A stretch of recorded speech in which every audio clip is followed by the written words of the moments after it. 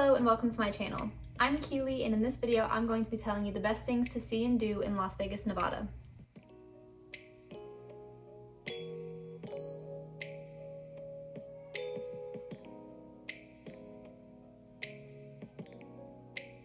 I'm recording this video as of June 2021, and as of right now there is pretty much not a mask mandate present. Even inside casinos, you don't need to wear one as long as you're vaccinated, and they're not allowed to ask you if you're vaccinated. So a lot of the people in there are not vaccinated and they're not wearing masks. So if you aren't vaccinated, be safe. Before I start, I also have to mention that this list is for people who don't like gambling, don't like drinking, or are under 21 like I am. The first place that I talk about does have a very cool bar though. The first place on my list is Area 15, and specifically inside Area 15, Omega World.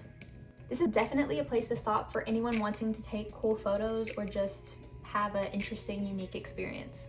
To give some background, Area 15 is a very big building with separate things that you can pay for inside of it. The main big room on the inside is for you to go in and look at, and that's where they have a restaurant, a bar, and a shop, also a vending machine with sneakers in it. They have a selection of things to do in there. However, the only one that I did was Omega World, which was $45 a person if you're not military or Nevada resident.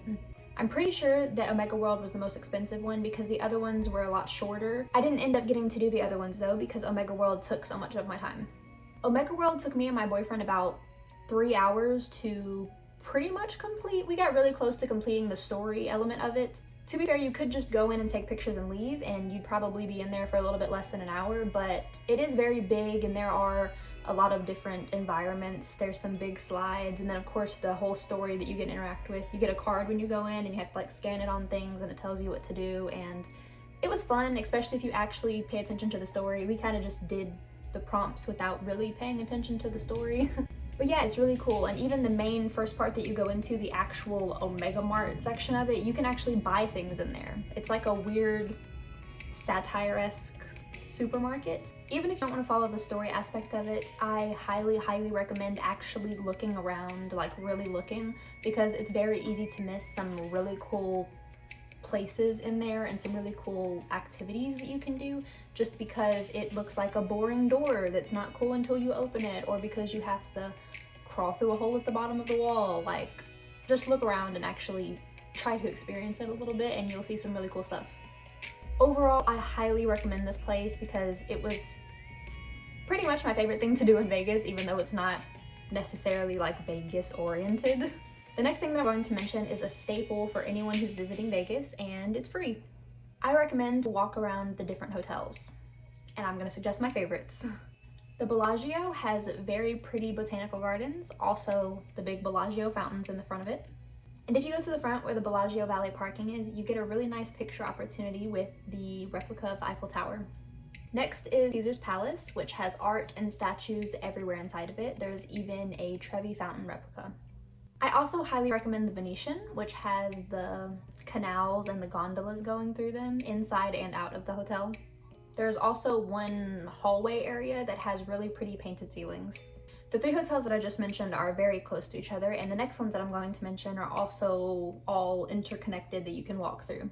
I personally really liked the New York Hotel, and it's the one that has the big Statue of Liberty replica and also the big red roller coaster going through all of it. Me and my boyfriend actually rode that, and to be honest, it was a pretty good roller coaster. And if you're in New York, you can walk over these bridges across where the streets run, and you can actually go to the other hotels. Same with the Bellagio and the other ones, they also have those bridges. But for New York, you can go across to Excalibur, which is the big castle looking one. And through Excalibur, I don't know if you can actually go through the top part on the bridges. I don't think so, but you can go through, if you go through the casino to the other casinos, you can go to the Luxor, which is the big pyramid one that has all of the Egyptian statues. And then if you walk through the Luxor, you can go through Mandalay Bay. If you didn't know, each hotel has its own casino and restaurants and shops, and you will be able to experience some sort of variety, especially the Bellagio, Caesar's Palace, and the Venetian. They have a lot of variety. Next, I suggest checking out Old Vegas, which is Fremont Street and the Arts District. Before I say anything about Old Vegas, I would like to just say be careful because this is definitely where the more sketchy people tend to pile up. When me and my boyfriend were walking down there, nothing bad happened to us, but there were just some close situations, I guess I could say, where there were some super sketchy looking people, and they would just come up like pretty close to us and like walk super fast, or like just be careful. Just all I'm gonna say is be careful. It wasn't that bad. I didn't feel unsafe the entire time I was there. It's just this place had the highest concentration of sketchy people out of everywhere that I went in Las Vegas. Now, Fremont Street is pretty much this long street, I guess, that has a couple souvenir shops, a couple normal shops, some casinos. The ceiling that covers this street is essentially a TV. I don't really know what else to call it, and it shows a lot of different art, I guess. It shows like wavy colors, or it shows dice in different colors. It's pretty. If you walk all the way to the end of Fremont Street, you will see this building that I don't know the name of that has a lot of lights on the ceiling of it, and it looked really, really pretty for picture opportunities. Sadly, I did not get to go over there because we ran out of time. Now, the art district, I didn't get to see that well. I'm assuming the part that we came into and had to park in was the arts district, but maybe if you go down farther, it's a lot more artsy. But there's a place right before the actual Fremont Street TV ceiling area where there's a lot of cool looking big neon signs up everywhere, and it actually has the sign that says Fremont Street. We actually parked right there, like right where the sign is, so that we could just walk to Fremont Street. But yeah, it looked really cool. All the little neon signs and cafes and little restaurants like pizza places and stuff. It looked pretty. Next, I recommend another staple Vegas tourist activity. If you're one who really enjoys taking pictures and videos of your travel, I recommend going to the Vegas sign. If you don't go early, there is going to be a line though, so if it's too hot or if that's not your thing, don't do it. I feel like we went probably the worst time. It was about like 4 or something like that, and there was a relatively big line, but it moved pretty fast. I feel like the average time that each person took was about 2 minutes. But yeah, in case you're there and you see a long line, just know that my estimate of when I went, that it was about 2 minutes per person, so you can do the math and see if you want to stay or not. Now, the last actual activity that I'm going to recommend is if you like exercising or if you just really like nature, I highly recommend you go on a hike. I looked into the hikes that were close to the strip, and after looking at them for a while, I came to the conclusion that the one that I wanted to do was the Calico Tanks Trail. This one is only 2.2 miles, and it averages about 1 hour that it would take you to do the actual hike. That same trailhead for Calico Tanks is also the trailhead for the Turtlehead Peak hike.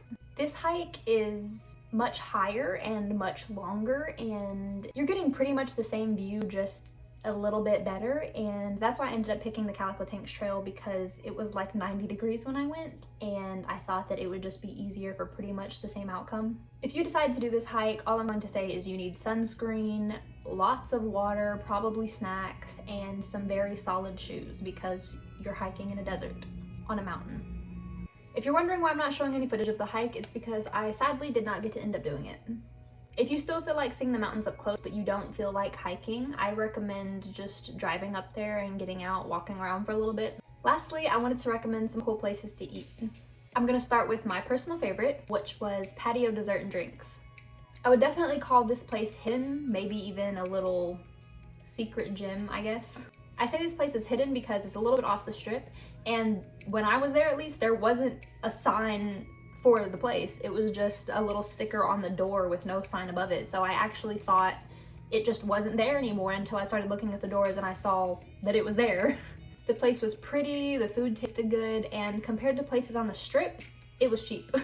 Next, I recommend if you live somewhere that doesn't have In-N-Out to try In-N-Out, because people claim that they have the best burgers. This one that I'm recommending has a lot of places.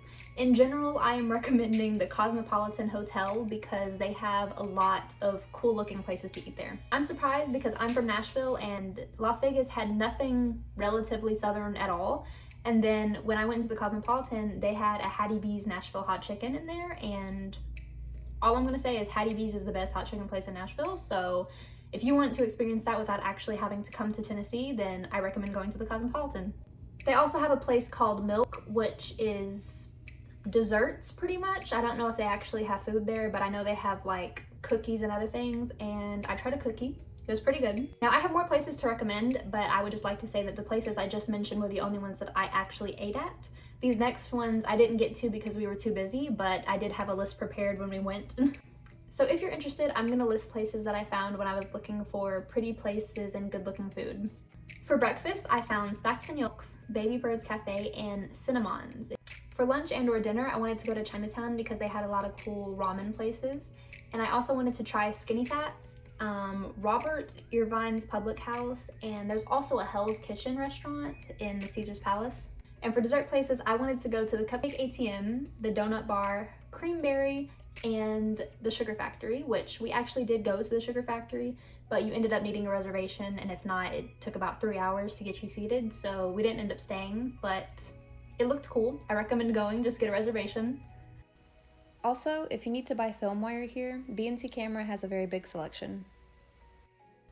And if you like Japanese and or Korean things like anime or K-pop, I recommend one of the many Tokyo discount stores. So yeah, that's all I have for this video. If you have any questions about any of the things I mentioned, leave it in the comments and I will answer as quickly as I can. But besides that, like this video if you liked it, subscribe to my channel, follow me on Instagram, and I'll see you in the next video. Thank you for watching. Bye!